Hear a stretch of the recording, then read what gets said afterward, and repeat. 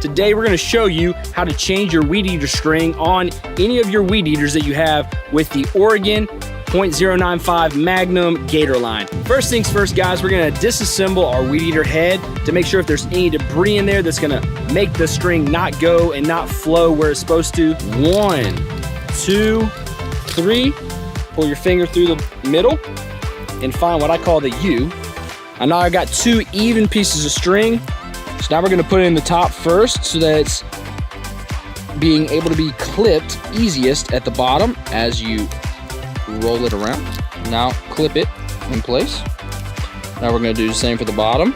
Make sure it doesn't get woven into the top part or you're gonna have some bunching problems. Put your Magnum string here. Put your cover back on top.